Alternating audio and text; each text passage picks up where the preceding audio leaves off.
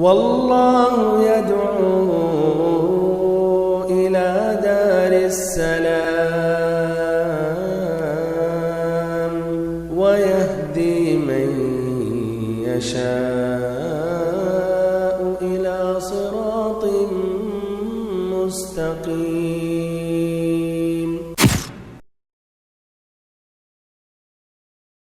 خدا کی دین کی خاطر جو ٹھکراتے ہیں دنیا کو،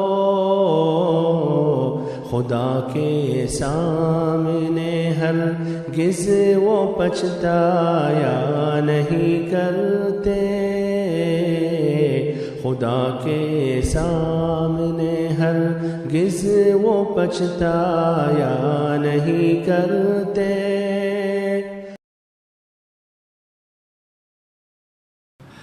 الحمد لله رب العالمين والصلاة والسلام على أشرف الأنبياء وسيد المرسلين نبينا وحبيبنا وقدوتنا وإمامنا محمد وعلى آله وصحبه أجمعين، أما بعد۔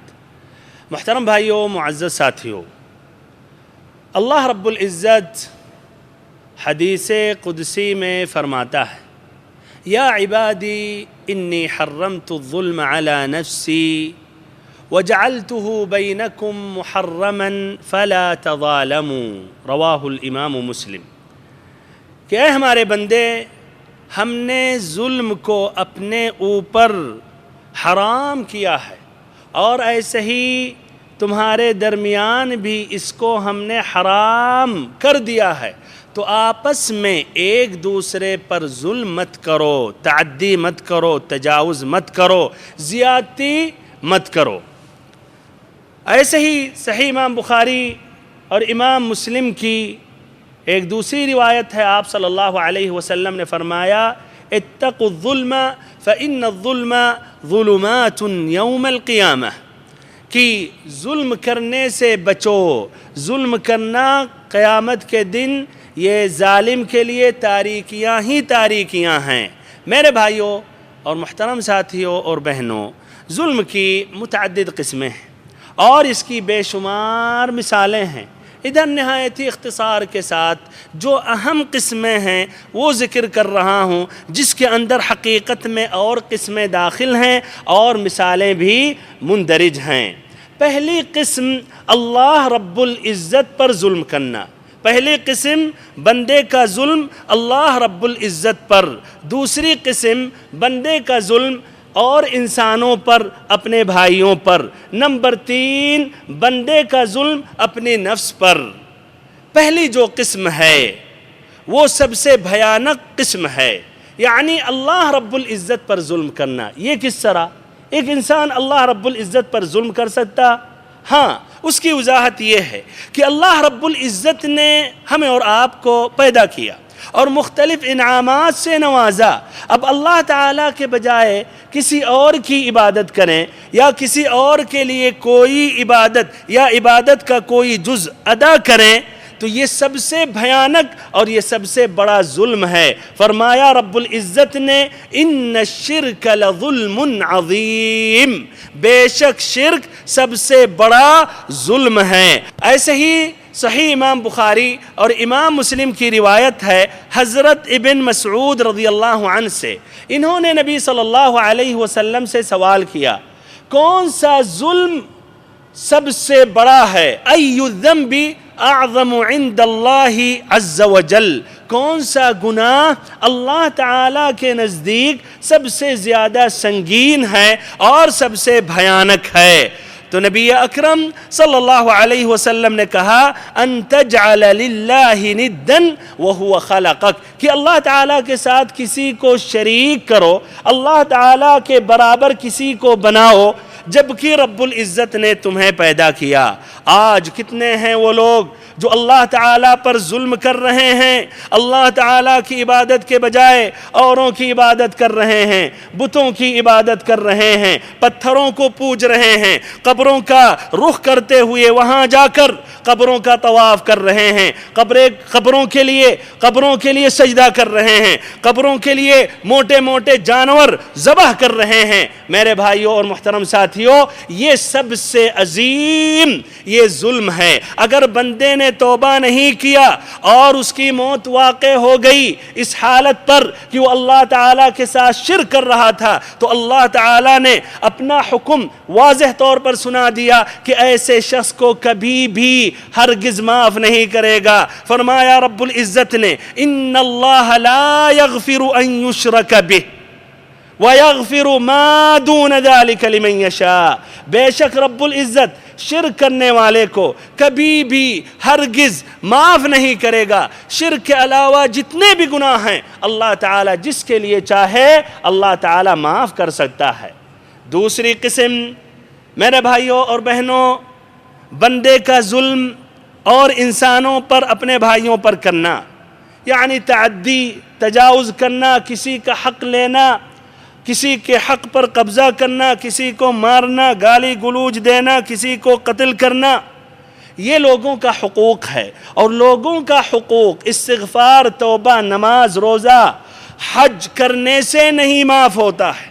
شاید ہمارے کچھ بھائیوں کا یہ خیال ہے کہ جتنا بھی گناہ کر لو، دوسروں کا حق لے لو، قبضہ کر لو، زمین ہڑپ لو، دکان ہڑپ لو، پیسہ لے لو، واپس نہ کرو اور پھر حج کر لو گے پورے گناہ معاف ہو جائیں گے۔ کس نے کہا کہ لوگوں کا حقوق بھی معاف ہوگا؟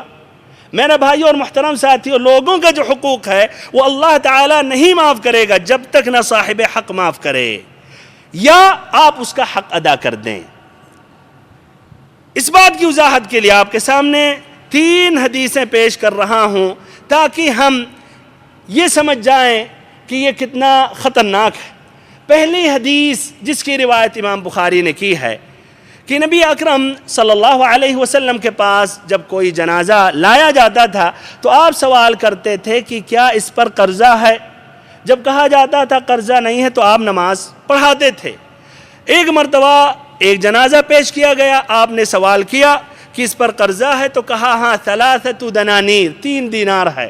آپ صلی اللہ علیہ وسلم آگے نہیں بڑھے اور آپ نے کہا صلو علی صاحبکم، تم لوگ اپنے ساتھی پر یہ نماز جنازہ پڑھ لو۔ ابو قتادہ رضی اللہ عنہ نے کہا اللہ کے نبی، یہ 3 دینار ہمارے اوپر، ہماری ذمہ داری ہے، میں ادا کر دوں گا۔ تب آپ صلی اللہ علیہ وسلم نے نماز پڑھائی۔ یہ صحیح امام بخاری کی روایت ہے۔ البیہقی نے معرفت السنن والآثار میں اور ایسے ہی الطیالسی نے اپنی کتاب المسند میں روایت کی کہ آپ صلی اللہ علیہ وسلم نے ابو قتادہ سے 2 دن کے بعد سوال کیا، کہا ما فعل الدیناران، ایک دوسری روایت میں تھا کہ 2 دینار اس شخص پر تھا، تو آپ نے کہا کہ وہ دونوں دینار کے بارے میں کہو، کیا کیا تم نے، ادا کیا یا نہیں؟ تو انہوں نے کہا اللہ کے نبی ابھی میں نے ادا کیا ہے، بس کچھ دیر پہلے۔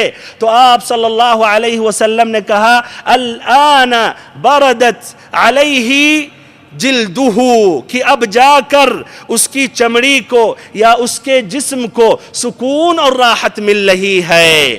تصور کیجئے کہ معمولی سا قرضہ تھا اور ہر کوئی ضرورت کے وقت لیتا ہے، دیتا ہے، تو ان کے بارے میں کیا کہنا ہے جو ایٹھ لیتے ہیں اور دوسروں کی زمینوں پر قبضہ کر لیتے ہیں، لاکھوں کروڑوں ہڑپ لیتے ہیں، ایسا لگتا ہے کہ یہ پیٹ نہیں ہے بلکہ یہ جہنم ہے، حل من مزید، حل من مزید، کہ یہ پیٹ سوال کرتی رہتی ہے۔ دوسری حدیث میرے بھائیوں اور محترم ساتھیوں اور بہنوں، شہادت کا درجہ، مقام و مرتبہ یہ واضح ہے، جس طرح کی ترمذی میں چند فضائل ذکر کر رہا ہوں جو آیا ہے کہ پہلے قطرے کے ساتھ یا پہلی مار کے ساتھ اس کے سارے گناہ معاف ہو جاتے ہیں، اور ایسے ہی تاج الوقار پہنایا جاتا ہے جس کی ایک موتی دنیا وما علیہا سے بہتر اور افضل ہوتی ہے۔ ایک ہیرا اس میں، اس تاج میں جو ہوتا ہے دنیا وما علیہا سے بہتر، اور ایسے ہی 72 حور العین سے شادیاں کرتا ہے، اور ایسے ہی اپنے قریبی رشتہ داروں میں سے 70 آدمیوں کی سفارش کرتا ہے، وغیرہ وغیرہ فضائل۔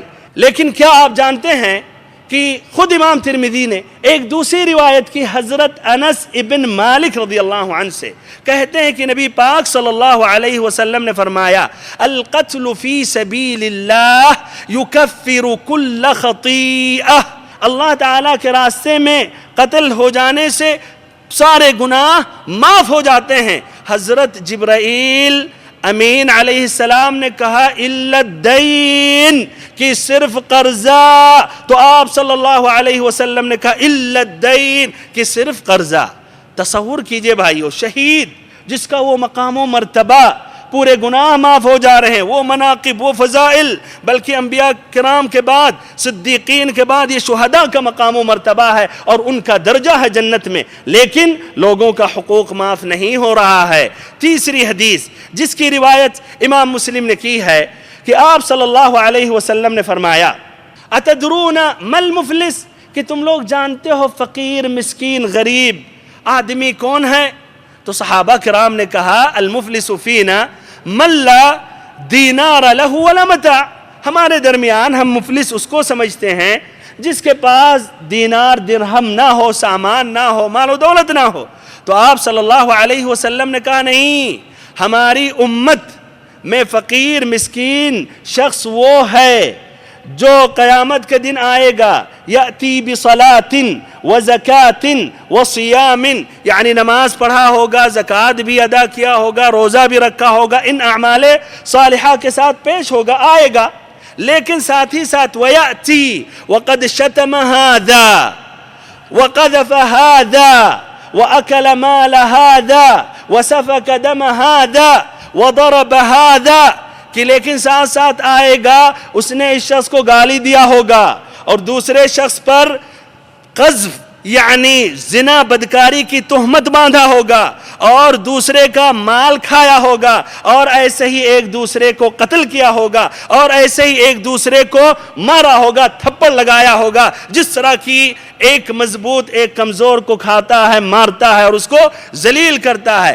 تو اس وقت اللہ رب العزت اس شخص کی نیکیوں کو لے کر ان کے حقوق کو جن کا مطالبہ تھا ان کو دے گا، یہاں تک کہ جب یہ نیکیاں ختم ہو جائیں گی تو اس کے بعد اور جب لوگ ہوں گے جو مطالبہ کریں گے تو اپنا گناہ اس شخص کو دیں گے۔ اس طرح بھائیو نیکیاں کی جگہ پر کافی گناہ ہو جائیں گے اور پھر منہ کے بل جہنم میں ڈھکیل دیا جائے گا۔ میرے بھائیوں اور محترم ساتھیوں، یہ ظلم کی دوسری قسم تھی۔ ظلم کی تیسری قسم ہے بندے کا ظلم اپنی نفس پر کرنا۔ وہ کس طرح؟ وہ ہے کہ اللہ تعالیٰ کی نافرمانی کرے، اللہ تعالیٰ سے دوری اختیار کرے، گناہوں کا ارتکاب کرے، جس کو اللہ تعالیٰ نے واجب قرار دیا ہے اس سے دور رہے، اس کا تعلق اللہ رب العزت ہے۔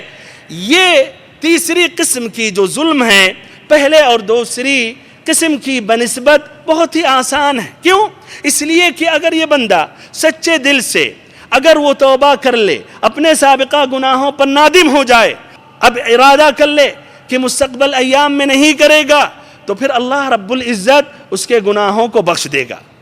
اللہ رب العزت غفور الرحیم ہے، اس کے لیے پھر اور بھائیو تکلفات نہیں ہیں اور شرائط نہیں ہیں۔ صحیح دل سے آپ نے توبہ کر لیا، نادم ہو گئے، ارادہ کر لیا، نہیں کریں گے، اللہ رب العزت غفور الرحیم ہے۔ قل یا عبادی الذین اسرفوا علی انفسہم لا تقنطوا من رحمت اللہ ان اللہ یغفر الذنوب جمیعا انہ هو الغفور الرحیم۔ اے اللہ کے نبی ہمارے ان بندوں سے کہہ دیں، کون سے بندے؟